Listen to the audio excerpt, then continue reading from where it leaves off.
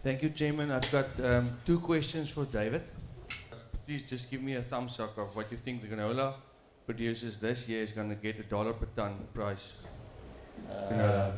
Probably between 540 and 570 Australian. Thank you very much. I don't think Franco heard you. He said between $500 and $540 a ton. I will help you with the exchange rate later. Thank you. Thank you very much, David. Oh, sorry, 540, 570. Sorry for that. Then the second question is, in our area we also have areas where we get 400 millimeters rain area, and then we get the 250 millimeters rain area. Now our seed companies recommends the same variety for all the areas, and I believe in Australia you're different, because I'm one of the persons that is in a 400 millimeter area, and we don't get 3.5 tons. We're battling to get 1.7, 1.8. And I just want to know if there's something that we can should we use different varieties in different rainfall areas? That's the one thing that I want. Okay, so with regard to using varieties in different rainfall areas, it comes back to your ability to, again, grow pods on those plants. So, you know, if you look at 250 millimetres, and the rain starts to cut out by the end of August, yes, you want to be finishing potting up by that period of time.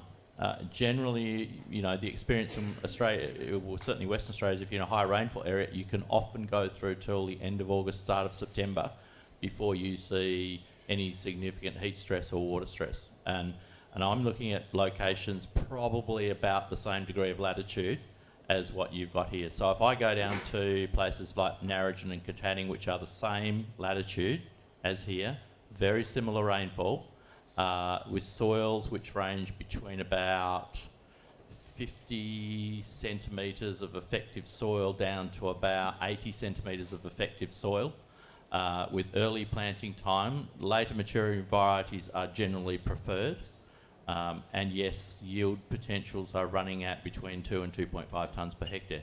Now, the biggest problem they tend to encounter is waterlogging. So there's too much water in the system, which takes the nitrogen away. And so the example I showed of the leaching situation means your management of nitrogen becomes critical to achieving those yields. And so there is generally a preference to do split applications of nitrogen in those environments. Particularly with varieties which have got slightly longer season characteristics. So yes, you can start to manipulate. There are a lot of variation in flowering time in canola. Some very short maturity types through some very long maturity types. But the vast majority of people will actually choose to grow medium maturity types because it gives them a bit of flexibility both ways. It's early enough flowering to pick up the slightly shorter seasons, but you know, in a good seasonal finish, they actually pick up some additional yield because of that longer grain filling period. So preference seems to be medium maturity types rather than the very short and the very long. Doctor, we tried to keep the straw on our ground to cover it, but now we've got a problem with the chemicals leaching out of the decaying straw, and it hugely affects the life of the small seedlings. You can see it, for instance, where you make the fire breaks and so on. There's a vast difference. Is there anything that we can inoculate the seed with to compensate for this, or how do we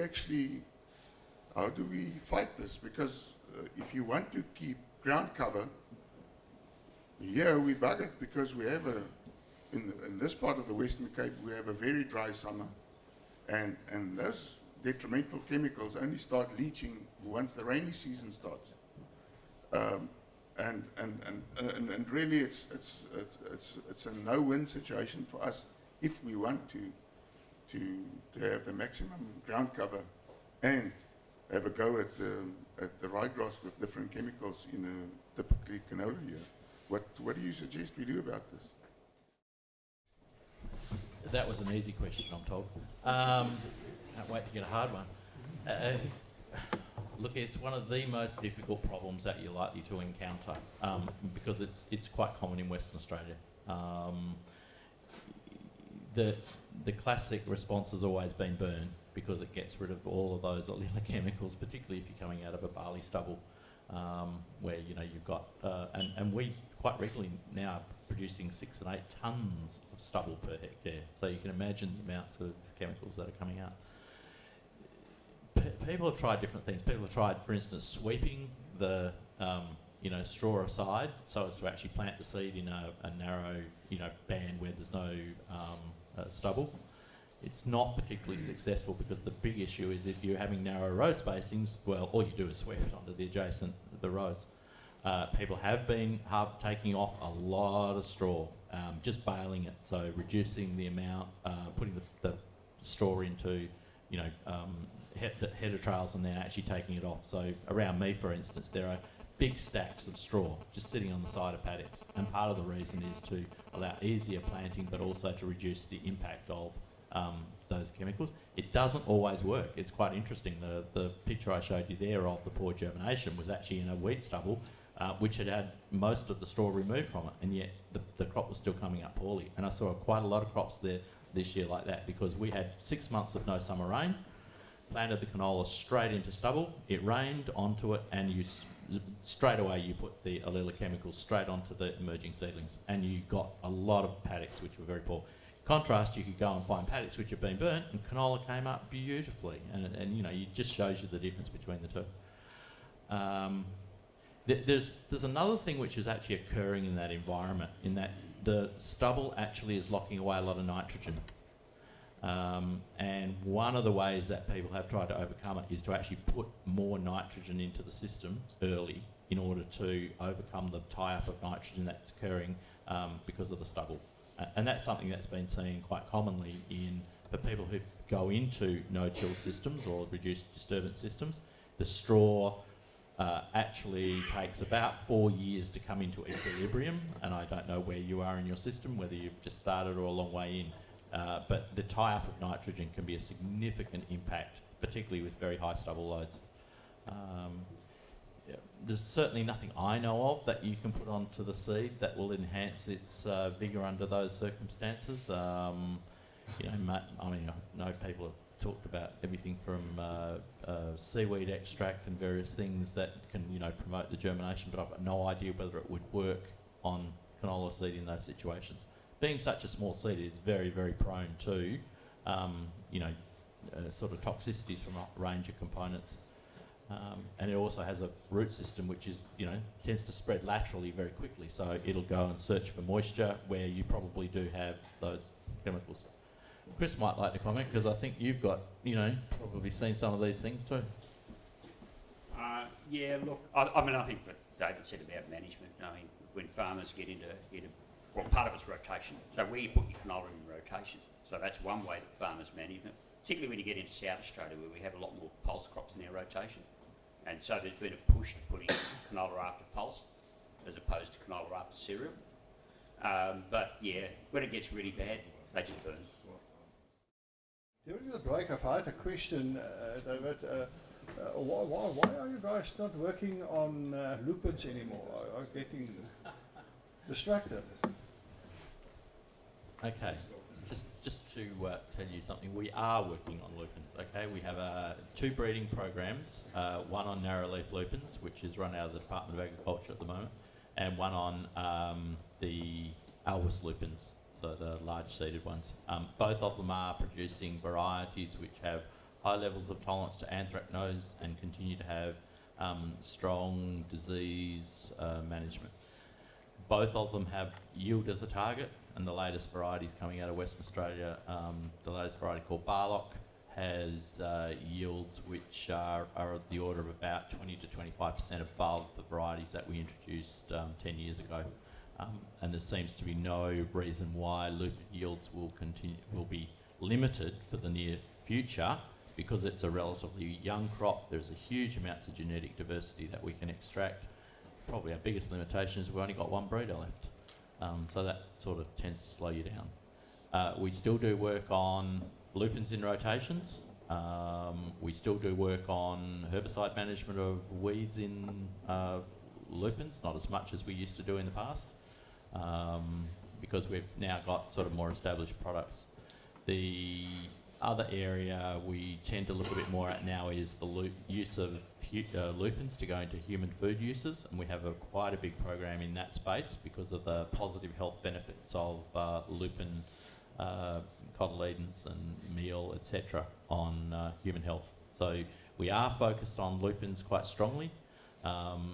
Our target is we want 1 million tonnes of lupins being produced in Western Australia again sometime within the next 10 years, so that we can cater to an expanding human food market in China and the Southeast Asia. Perhaps a little bit related to the question that we had about the stubble.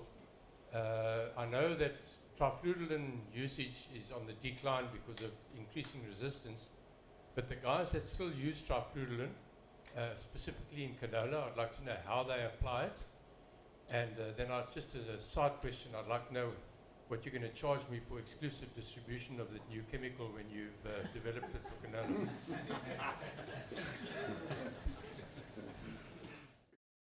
I might actually start with the second question first.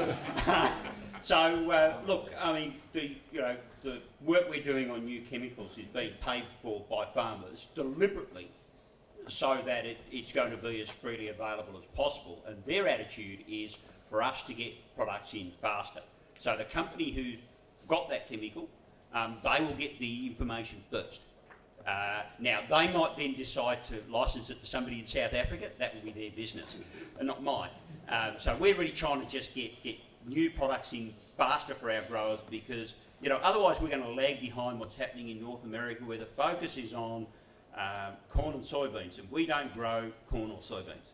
And so this is why we're doing the work we're doing.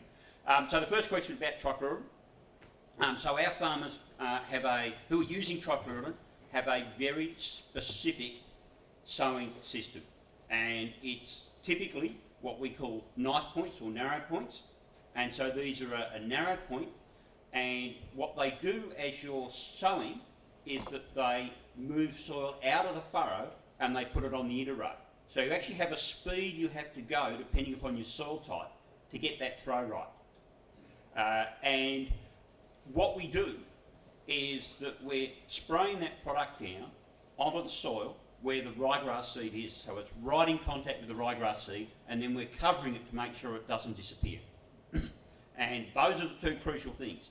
As we get more and more stubble in our system, what we first do is increase rates. We know from our own trial work that if you have no stubble and you want to kill susceptible ryegrass, you need about half a litre of trifluridine. Most of our farmers use between 1.5 and 3 because they're losing so much on their stubble. When your stubble gets so thick that you can't see any ground, particularly if you put sheep in, the trick there is you burn. To get that ground available, and that photograph I showed you of that farmer having burnt his field, the reason he burnt his field was to get rid of his stubble so that he could use trifluridine. Now, we've done a lot of work with trifluridine in other types of sowing systems, in disc systems, and we can make it work in specific disc systems. What they need to have is they need to have a wavy coulter on the front and a double disc opener on the back, and we get that to work perfectly. You try and do it with a single disc, you'll get no weed control and you'll have no crop. Chris, what's the status of paraquat resistance in South Australia?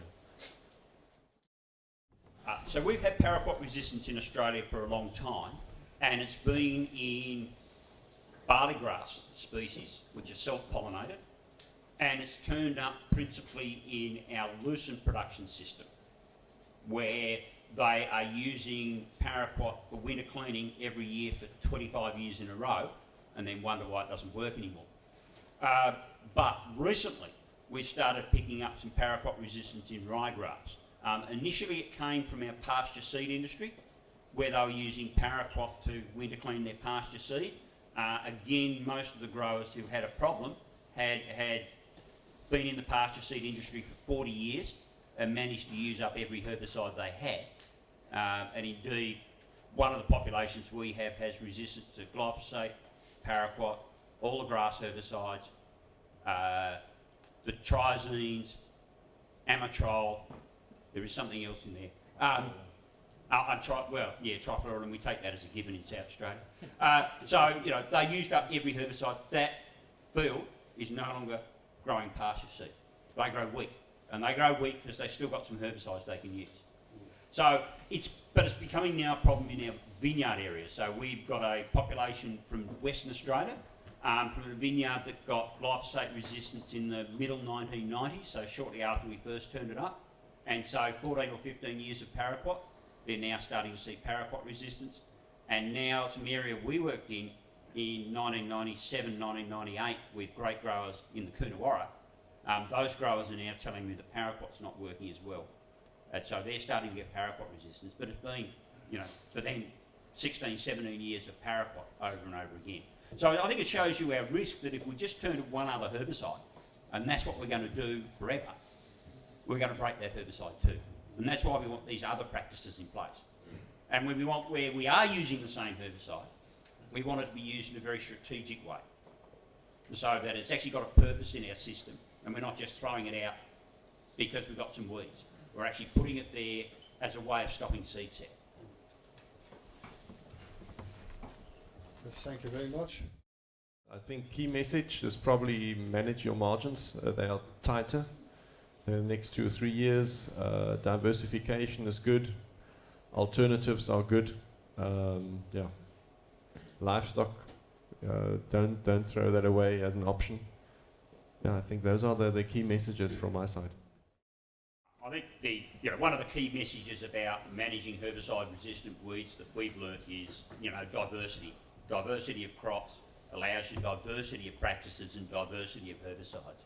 So the people I really worry about that I'm working with at the moment are in a wheat canola rotation in high rainfall areas, and they are going to just cause a disaster. Well, actually, they've already caused a disaster, which is why I'm working with them. But it's one that is proving really difficult to fix. So we need to make sure we've got a lot of diversity in our system to keep it robust, and I think that's the message you can take back. I was quite impressed with canola crops over towards Swelland. I haven't seen as many here, but they seem to be pretty impressive.